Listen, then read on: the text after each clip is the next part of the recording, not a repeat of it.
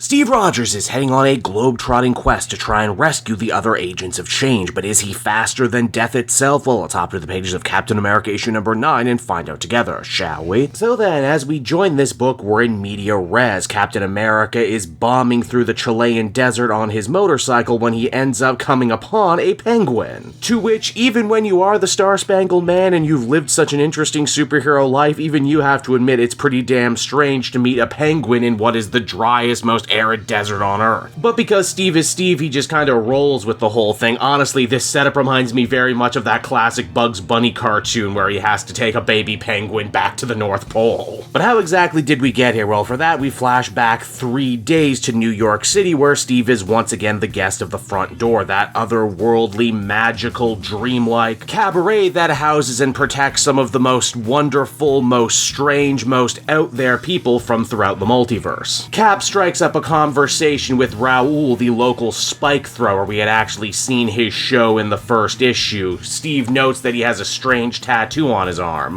One that reads Fox P2. At first I thought this was going to be some sort of joke about the Fox era of Marvel movies, but no, apparently Fox P2 is a reference to a special gene that actually allowed the first cavemen to talk and communicate with one another. It was actually this special skill that allowed them to cheat destruction at the hands of the other Neanderthals, who, you guessed it, believed them to be dangerous mutants because of their amazing abilities. I bring this up because this is kind of the thematic point that Straczynski is trying to hit home throughout the rest of this story. Captain America takes a meeting with Lyra, the strange, otherworldly, maybe an angel, maybe a goddess leader of the Front Door. She's compiled a list of amazing people like Steve himself, those dubbed Agents of Change. Lyra wants Steve to go and assemble these people and bring them back to the Front Door before they can be hunted and killed by Lyra's brother, a strange, otherworldly, eldritch embodiment of death. Steve is doing this mostly because it's the right thing to do, but also because Lyra's brother ended up cursing him with a vision of his own death, though in this issue we learn a little bit more about what these powerful godlike beings actually have to do in relationship to mortals and their short time on Earth. Apparently every person has about a handful of moments wherein your average person has been marked for death. It's at that moment that powerful otherworldly beings like Lyra are able to choose whether or not this is actually a person's time, and if it isn't, then their deaths can be postponed for another day. Here's the rub though, death basically always ends up getting a life one way or another. It might not be the life they want, but someone is always gonna die. Back in Chile, Steve manages to zero in on this Agent of Change who he's been sent to recruit, a man by the name of Skin, so called because he has the amazing mutant ability to shed his skin and turn them into amazing living puppets. Oh yeah, he can also shoot poison from his hand, and as we learn in the upcoming battle, he can also heal his body from gravest wounds. If that seems like a really weird grab bag of powers, it's because it totally is, but that's not really the point here. Skins, we discover, is just a really good-hearted dude. Even though he's actually been through some really horrifying trauma in his life. In fact, the first day that his powers ended up activating, he poisoned his own mother to death, so the fact that he's still this upbeat and resolute really speaks to his whole Agent of Change nature. Now, another thing we learn in this issue is that Lyra's brother, the embodiment of death, just can't go around killing these Agents of Change willy-nilly. He can only actually work through human agents, much like he did in that first arc, and in Chile, he managed to get to the very president. You see, that guy's son was ill and on death's door. Lyra's brother was able to extend the kid's life, and in exchange, El Presidente has now sent a full-on military detachment to go and kill Skins. Luckily here, Cap is able to help out and fight the good fight. We get a big bombastic action scene that is interlaced with more scenes of another performance back at the Front Door. It's a musical performance, and actually moments like this really remind me that Straczynski has spent the last couple years writing TV and movies, because this totally feels like a big action climax you would see in a show or in a movie. It's just a shame that scenes like this almost never work in comic books, because again, you can't actually hear the song even though they go out of their way to try and make you feel it through the actual dialogue. In the end, Captain America and Skins are successful in beating back the army. Of course, this begs the question, how the hell did they know where to find Skins if he was hiding? It's almost as if they were actively watching Cap, but that's impossible. Steve is a trained soldier and he would know if he was being followed. The only way that this could happen is if they actively had a mole spying on them from the inside. Oh, not a mole, a penguin. God damn it, the penguin was behind it. No, seriously, that sounds like a joke, but I'm being 100% serious here. Lyra's brother was able to possess the penguin because he wanted a front row seat to Captain America's defeat. Of course, that didn't happen. And the best part is Steve isn't even mad. He's concerned about the well-being of the penguin, saying that the creature is innocent and that if this guy wants to be a gross voyeur, then the least he can do is release the poor creature who did nothing wrong. And that's actually where the comic comes to an end, everyone, if you can believe it. And so that was Captain America issue number 9, everybody. Another deeply weird but still enjoyable chapter in this brand new Straczynski series. I enjoyed this issue a lot more than the one that preceded it because there was actually a sense of direction, and while we're still kind of playing with the dreamy, magical logic of the front door, we're thankfully also given lots of time to enjoy Steve in the real world interacting with people, or penguins, which again is just so weird and so out there. I kinda can't help but love it. I'm also enjoying Skins as a character. It looks like we're going to be collecting a bunch of different characters here, more agents of change who are probably going to be a lot like Steve. And it should be fun to see what those characters look like and what sorts of powers they're going to have, especially if Skins is any indication. It could be any weird combination of things. I will say though, if I had a minor complaint, it would be the fact that we keep flashing back to the front door over and over again. Straczynski seems to be really taken with this idea, this world, and these characters, and while they're certainly fun, I just can't help but feel that their antics are a little bit distracting. Also, the whole allegory about a secret society of misunderstood theater performers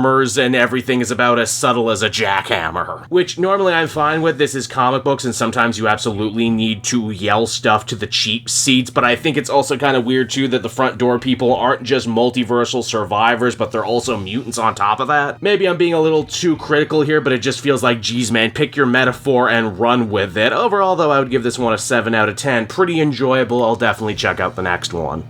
Hey there everyone, it's your old pal Cape Joel again, thanking you so much for watching to the end of the video. I hope you enjoyed it, and if you did, why not check out my Amazon link down in the description. Yes, that's right, the Cape Joel channel officially has its own Amazon storefront now. You can pick up a comic or anything else for that matter, and if you did, you'd really be helping me in the channel. So with that out of the way everyone, I will see you again next time. Bye-bye.